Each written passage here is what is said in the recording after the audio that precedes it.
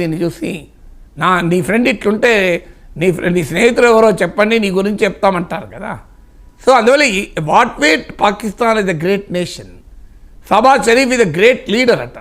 Narendra Modi great leader అనండి, నేను ఒప్పుకుంటాను.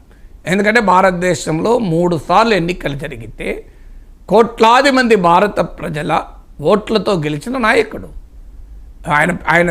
మోడీ విధానాలను ప్రశ్నించవచ్చు మనం, ఇది డెమోక్రసీ కనుక ప్రశ్నిస్తాం. పాకిస్తాన్కి ఇది అలవాట్లేదు కనుక ఈ మధ్య పాకిస్తాన్ ఆర్మీ స్పోక్స్ పర్సన్ చెప్తున్నాడు భారతదేశంలో ప్రభుత్వాన్ని అక్కడ ప్రజలే ప్రశ్నిస్తున్నారని. దానిపైన మన విదేశాంగ శాఖ కార్యదర్శి విక్రమ్ మిస్త్రీ క్లారిటీ కూడా ఇచ్చాడు. పాకిస్తాన్కి ఇది కొత్తగా అనిపించవచ్చు, ఎందుకంటే అక్కడ ఎవరిని మాట్లాడనివ్వరు కనుక, అదొక మిలిటరీ నిరంకుశ దేశం కనుక, ఆడ ప్రజలు ప్రశ్నించే హక్కులు లేవు కనుక, ప్రశ్నిస్తే జైల్లో పెడతారు కనుక, ప్రశ్నిస్తే కిడ్నాప్ అవుతారు కనుక, ప్రశ్నిస్తే డిసపియర్ అవుతారు కనుక వాళ్ళకు కొత్తగా అనిపించచ్చు. భారతదేశానికి కొత్త ఏముంది? ఇదే డెమోక్రటిక్ నేషన్. ఎనీ డెమోక్రసీలో ఓపెన్గా క్రిటిసైజ్ చేస్తారు. ట్రంప్ను CNN, న్యూయార్క్ టైమ్స్ క్రిటిసైజ్ చేయడం లేదా రోజు? ఇదే పార్ట్ ఆఫ్ డెమోక్రసీ.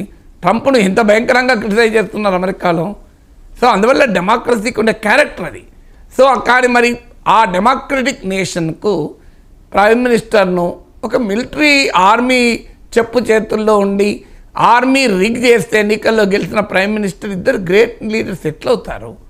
ఒక తీవ్రవాదులు పోషించే షహబాజ్ షరీఫ్, తీవ్రవాదులపైన పోరాడే నరేంద్ర మోడీ ఒకటెట్లయితారు? ఏమన్నా లాజిక్ ఉండాలి, బేస్ ఉండాలి కదా. So in what way Narendra మోడీని షహబాజ్ షరీఫ్ని ఈక్వల్గా చెప్తాడో ట్రంప్, ఇది మొదటి సమస్య. అందువల్ల the very policy of equating India with Pakistan is absolutely objectionable, absolutely farcical, అంతకన్నా దుర్మార్గం ఇంకోట్లేదు. ఇక రెండవది, పదే భారతదేశం ఇన్ని దశాబ్దాలుగా చెప్తూ వచ్చింది కశ్మీర్లో మీడియేషన్ మేము అంగీకరించము అని. ఒబామాకు చెప్పాం, అందరికీ చెప్పాం. మరి ఎందుకు మళ్ళీ ట్రంప్ అదే మాట మాట్లాడుతున్నాడు? భారతదేశ సవరిన్ స్పేస్లోకి, భారతదేశ స్ట్రాటజిక్ అటానమీలోకి ట్రంప్ ఎంటర్ అవుతున్నాడు. పాకిస్తాన్ వేరు, పాకిస్తాన్ డే 1 నుంచి అమెరికా మిలిటరీ కూటమిలో భాగం.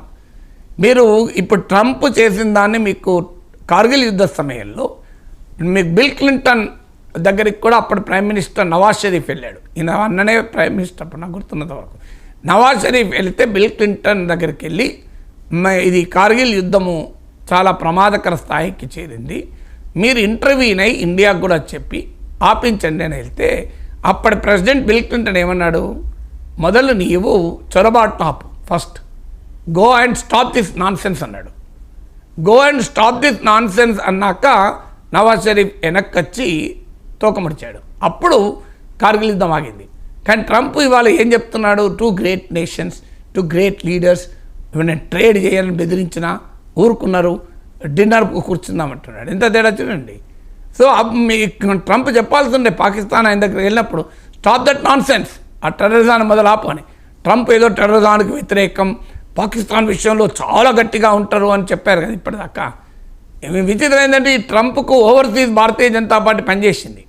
అమెరికాలో ఉన్న బీజేపీ విభాగము ఓపెన్గా ట్రంప్ క్యాంపెయిన్ చేసింది. ట్రంప్ గెలవాలని బీజేపీ నాయకులు కోరుకున్నారు. అనేకదాళ్ళు మై ఫ్రెండ్ అని నరేంద్ర మోడీ సంబోధించారు అనేక సార్లు. సంబోధించిన డిప్లొమాటిక్ లాంగ్వేజ్ అనుకుంటే ట్రంప్కు ఉపయోగపడేలా హౌడీ మోడీ, కెంచో ట్రంప్ ఈవెంట్లు జరిపారు 2020లో. మరి ఇది చేసినా కూడా ట్రంప్ ఏమిచ్చాడు మనకు? ట్రంప్ ఏమిచ్చాడు? క్లియర్గా పాకిస్తాన్ను మన సరసన కూర్చుండబెట్టి భారతదేశం లాంటి ఒక గొప్ప దేశానికి అర్ధసింహాసనం ఇచ్చాడు పాకిస్తాన్. తర్వాత కశ్మీర్ పైన మీడియేషన్ అంటున్నాడు.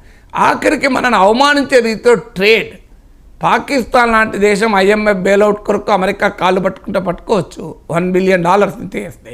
మన ఇండియాలో $1 బిలియన్ మన అంబానీని ఆదాన్ని అడిగితే చెక్ రాసిస్తారు. India is such a big economy. So America ఏమనుకుంటుంది? అసలు $1 బిలియన్ కొరకు మన అసలు IMF బెయిల్అవుట్ $1 బిలియన్, మన ట్రేడ్ ఎంత ఉంటుంది?